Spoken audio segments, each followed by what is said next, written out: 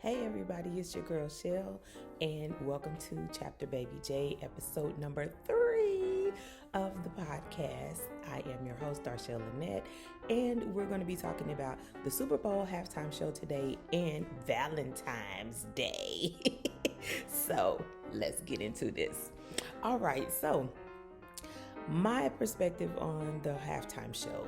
I actually enjoyed it a lot. It was very nostalgic.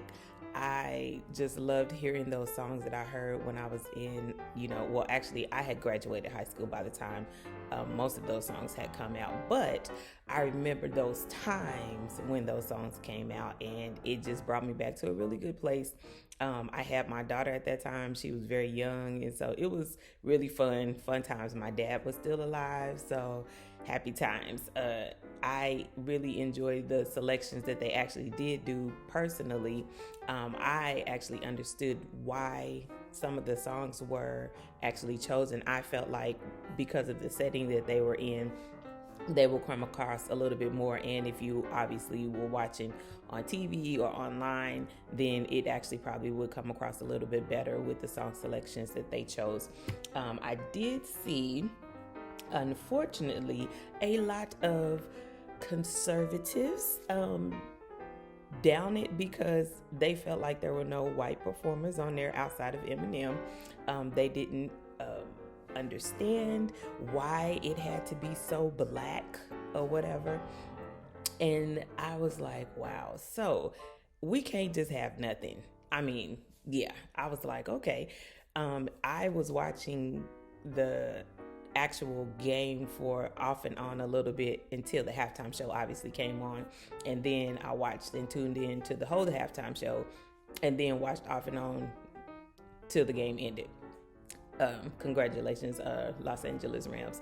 I actually thought the Bengals, I believe is how you say it, were going to pull it off, but such is life. Anyway, so back to the halftime show. When people were tweeting, because I was actually on Twitter, when people were tweeting about how many black people were actually headlining, but there were no white performers, I was like, made me think, how many halftime shows have there actually had black headlining performers on the halftime show? How many have there been? Excuse me. So I'm going to give you a quick little history on the halftime show. So when Super Bowl first started, they just did marching bands and stuff like that mostly. And then they did tributes to singers and stuff like that. And the marching bands would play these tributes to different singers. So they've did tributes to Ella Fitzgerald, Dizzy Gillespie, and, just all sorts of different people, performers and stuff like that. But the marching bands did it. Starting in 1991 is when they actually started having pop performers come on. NSYNC was actually the first, not NSYNC, New Kids on the Block was the first ones who actually performed on the Super Bowl halftime show in 1991. Now, I went through and checked all of the performances, the list, and it gave me who performed every year since 1991. I looked. Out of all of those performers, that's roughly a total of 30 performances since 1991 that we've had. And out of all of those performers, only 9 of those were headlined by black or people of color. So let's just start there. So if we do the math, roughly, you have like maybe 3% of the halftime shows having headline performances, including this one. Let's say that. So I want you to know I'm including this year. It's about 3% of halftime shows that have had headlining black performers or people of color. Why are we, as a conservative, why is that an issue? Like literally around 3%. So y'all got to have the whole 100? We can't have 3%. Y'all, come on. This is what I'm talking about, like the stuff that irritates me about conservatives. You can have your own views and feel however way you feel, but also look at how we feel as the minorities in the country at this point in time, because it's not obviously going to be always that way because, just population, we're growing. But since the history of the Super Bowl and since the performances started, you've had the majority of headlining performers be Caucasians. Why can we not have 3%? Why can we not have an all-black Super Bowl halftime show? Like, oh my gosh, relax. And if we just look at the fact that the Super Bowl performers do not get paid to do the Super Bowl. So yes, they, it obviously boosts their, career and stuff like that. They probably will get more spins, they get more streams and all of that stuff from performing on the Super Bowl, but they don't get paid for this. So they come in, do their set, do whatever they do, and they leave. And it could be just a one-off kind of situation if they have a hit that's going on or whatever the case may be. But you don't have very many head coaches in the NFL that are black. You don't have very many assistant head coaches in the NFL that are black. Like the NFL, the majority of the owners are Caucasians, but the majority of the players are people of color, which means that we still are on the lower echelon of this, because you have the players, they're getting paid, but the owners obviously are getting paid. So let's just chill out. It's not that big of a deal. We can have a performance. Relax. Okay? I'm just saying. If you in my social verse and you are conservative, God bless you. I ain't even tripping about you being a conservative or your views, because everybody has their own opinion. I'm not tripping about that. That's not my thing. My thing is, don't get upset when we have something, when we have a little bit of something. It's not going to hurt anything. It's not going to stop anything. So just relax. So that was my diatribe on the Super Bowl halftime show. I really enjoyed it. It definitely, I will say this, it was very nostalgic. Like I said, I felt like it was too short. It was only 13 minutes and 40 seconds. I believe that it definitely could have been longer for the number of performances that they had on there. But I also realized that logistically, there had to be, if they only had a certain time frame based upon the actual game itself and all of that stuff, because it actually was supposed to be the actual game, not the halftime show that we were coming for. But if you have all of that you have to take into consideration, you have to figure out, okay, what's going to be the best and what's going to go well. I did have one of my sisters, actually, she did not necessarily like it because of the song selections that they chose.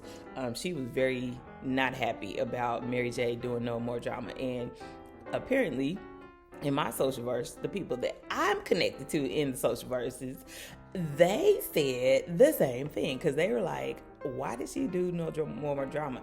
I told my sister that I felt like the reason why she did that one, because it actually went over a little bit better in the setting that they were in, and she probably just want to kind of be out there and do her thing. So y'all know Mary, she do whatever. She a legend, icon, let her do her thing. So it was good to me overall. It definitely was not the greatest, let's get that clear. So I will tell y'all my top 5 of the Super Bowl performances. Prince, number 1, hands down, without question. Y'all know that was my baby's daddy in my mind. So, that was supposed to be Darnisha's daddy. So, but I have Prince, and then I have this year as number 2, actually. I actually have 3 as Janet. I have 4 as MJ, and then number 5 as Bruno. I could possibly switch MJ and Janet, outside of Nipplegate. I actually enjoyed Janet's performance. I mean, I loved it way better probably than some of the other ones that I've seen. But Prince, hands down, you can't get, it was raining. He was in heels singing Purple Rain. Like, you can't write that. Like, so forever, all time greatest Super Bowl performance. I don't think nobody could ever top that. Only he could do that, and he's no longer with us. So obviously, greatest, Prince. So let's just get that out there and just keep it pushing. So those were my thoughts on the Super Bowl halftime show. So let us move into Valentine's Day. So I actually only received Happy Valentine's Day greeting from my daughter. I was like, what is going on? Am I in the Matrix right now? Have I lost my zhuzh? And then I thought about it and I was like, can't be, absolutely not. Not her, not she. But no, I was a little taken aback because I did not receive Valentine's Day greeting. I usually get some DMs. I've come to expect it, obviously. And so, not being cocky or nothing, it's just usually happens. And so when I didn't get any, I was like, what is this? What is this place? It's strange. I don't know. Is this because I'm over 40? I don't know. Let me check. So, now what I will say is that not receiving Valentine's Day greetings after having had a miscarriage at this point actually did at first reinforce my feelings of rejection that I've actually had to work through during therapy and have been working through still during therapy. I actually have, like I said before, I have tools that I use when I get those type of feelings and emotions kind of, come over me. I kind of figure out what I need to do to let it just move through me and move forward, basically. And so when I didn't get any Valentine's greetings from any men, I was like, when I say at first, I was really like, is something wrong with me? And then I was like, maybe it's because I've had a miscarriage. I don't know. But I wanted to, just put you in the mindset of a person who actually has gone through this. These are things that women think about after you've had a miscarriage, or I can say I have, that you think about, that it kind of always brings back, especially if with me being single, I can only speak for me, I'm not going to speak for anybody else, but for me, it always brings back, am I good enough?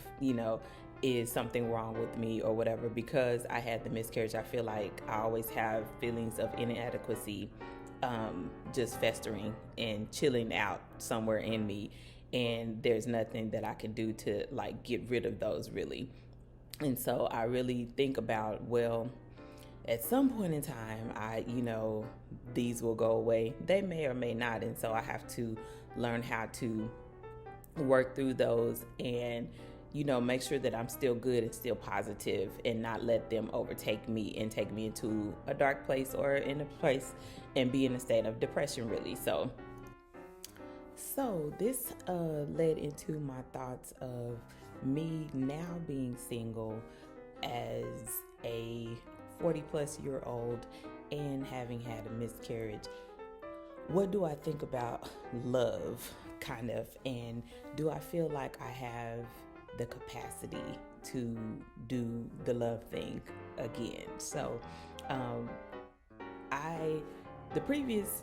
like I said, this has been 5 years at this point that I've had since the miscarriage actually occurred. So the first few years I was kind of in a state of, I didn't know where I was emotionally. I was up and down all the time and stuff like that. So I wanted to be in a relationship, but I wasn't sure if I could take it again, because everything I felt like I was taking as rejection. So anything, if I felt like I wasn't getting attention from men and they weren't giving me the attention that I felt like that I needed, that I would take it as rejection. And so I was like, you know what? I'm just not going to do this because they're not giving me what I need. And so it actually made me think about that this year, because I've actually gone through therapy, and say, okay, do I really have the capacity at this point to love again? And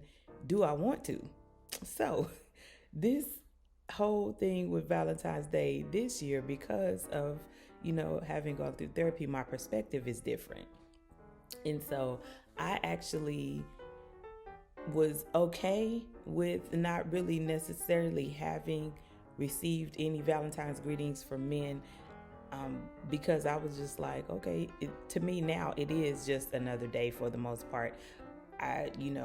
It's a little, I can't even say it was sad. I was just a little taken aback because I didn't receive any greetings, but it didn't really alter my mood one way or the other.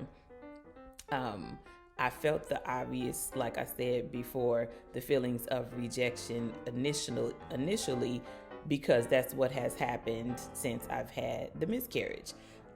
But now it's just like, okay, because I've done a lot of self-reflecting, I now think a lot about how I'm going to react in certain situations because I'm learning me again post miscarriage. So a lot of things that didn't affect me before are affecting me now.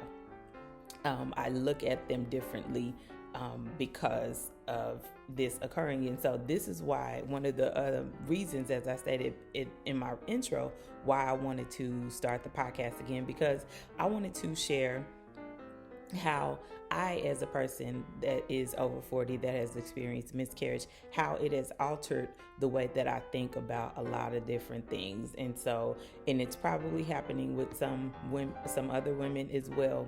And it could happen to a woman if you know one that actually experiences miscarriage, or if you're a woman that experienced miscarriage, it could be something that you actually experience as well. And so you can relate as to these feelings and the difference now of prior to and post miscarriage. So I actually think now, as far as Valentine's Day, it's not a whole thing because I'm not really it has to be on Valentine's Day. It would be nice, but it really doesn't affect me like it did before. But now I know before it was because of the emotions that I had not really dealt with, and rejection was one of them. And so now, because I've actually kind of worked through some of those issues, and I am still working through, let's put that out there. So it's I'm still a work in progress, so let's keep that out there. But it's not as a big of a deal that it was previously. So now I really look at it's more deeper with me. Do I want to be in a relationship, and do I feel like that I can be in a relationship without, like, I feel like me failing? So this Valentine's Day, I was thinking about it. I wrote a lot of stuff down in my notes and in my journal, and just thinking about the last time that I really was in love was with my child's father. That was the last time, and probably, in being honest and open, it may have actually been the first true time that I was really in love and in a relationship with a man at the same time. So I've loved men before and had love and still have love for men before, that I've known, that I've been in a relationship with, but I can't say that I was really in love with them, because I can't say that I would have done anything because of where I was. Like, I had a huge guard up before, so I would never allow a man to get that close to me to where I felt like I could say that I was really in love with him, because it was always just a little bit of distance where I could say that I love you and I would do things for you, but I wouldn't do everything and go to the, ride or die. It wasn't that. With my son's father, it was that. So I felt like that I was to the point where it was ride or die. He was in a different state. He lived in Texas. And even with that, because if something happened, I would be like, I was to the point where, okay, if something happened, he needed me, I would be willing to drive to Texas to help him in any way I could. That was me knowing that I was in love, because I never had felt like I would do that with any other man previously. I've dated men before that were not in the same state with me. So I've had long distance relationships before. They were not very, lengthy, because I'm not that type of person. I would prefer the person being in the state with me. But I also know now how to handle that if I actually ever do get into a relationship with someone that is not in the same state as me. I can kind of have those thoughts, and I know how to kind of navigate those waters a little bit better than I did when I was, in my 20s and 30s. So I really think about, okay, am I willing to put myself out there like that now? Am I willing to be that vulnerable again? And I don't know. I can be honest and say, I don't know. I really would have to feel like the man would be comfortable with discussing where I'm at and be okay with why I may sometimes feel a certain way about certain things and why I'm really cautious about certain things, because I don't want to be hurt again. Obviously, nobody wants to be hurt, but that type of hurt that I experienced when I had the miscarriage and with my child's father, that type of hurt took me to a whole nother place that I was not ready to be in ever, and I never want to be in again. I never want to be in that headspace again, because I was in the headspace of where I was fine with, whatever. And I'll get into that possibly later on, because I don't want that to be on camera. Some of the thoughts that I had, I don't want that to be out there on the social verse. Somebody pull it up and be like, she said this. Nah, you ain't gonna get me like that. So it was just a lot that I had to deal with. And so anytime Valentine's Day comes around, it always makes me now kind of reflect. Last year, it was kind of the same way, but again, I hadn't gone through therapy yet. So I was like, I kind of fell back into the feeling of the rejection and stuff like that this year, because I had gone through therapy and I knew how to navigate through those emotions. It was different, and it was definitely better for me. So I still am on the fence as to, and I know y'all see me post all the time saying somebody's son gonna find me one day. I post that song, and I do believe that I'm going to get married, and I do believe that when I actually start dating again for real, and I'm actually able to start relationships with men, that I can actually be honest with them and see where they're at, because I know that it's going to take a special. It would, when me dating to begin with, it's going to take special men for me to be able to be within that space again, because of everything that has occurred with me and the miscarriage. And so that actually brings in a lot of things that can actually, change how you date altogether, how you have conversation, just everything. It brings in a lot of perspectives that you never probably thought about prior to. And so I know that I'm not going to be able to just date any man just because he thinks that I'm pretty or something like that. Okay, thank you. I appreciate it. I think I'm pretty too. That's where I'm at. So I can just, I don't need your validation at this point. It's going to take a man that's going to be able to understand, like I said, my feelings and emotions, and why I choose to do some of the things that I choose to do, just because of everything that has occurred in my past. So I will say that is the reason why, or one of the main reasons I would say why I stopped putting so much stock into Valentine's Day, because I know that it's not just a day for me anymore. It's not really, and it really never was, but definitely now, no, it's not the day for me.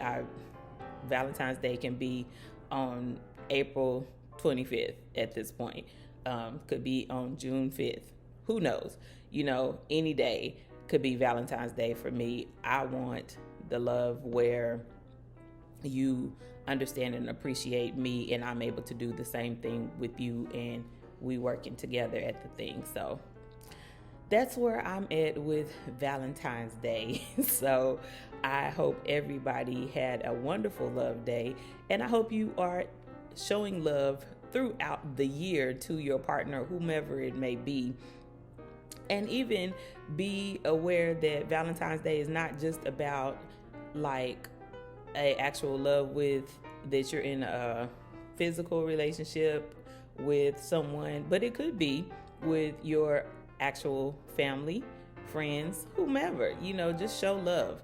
And that's what we really need to do anyway, is just show love, because I think that would actually change the course of a lot of things that are going on if we show more love to each other, as opposed to finding fault in everything. And just it's exhausting, all of that. So I'm a person, and especially at this point in time, I want to show love as much as I possibly can and share love as well. So I hope you guys have enjoyed Chapter Baby J episode 3 here with me, your girl, your host, Darshell Lynette, and I will see you guys next time. Deuces.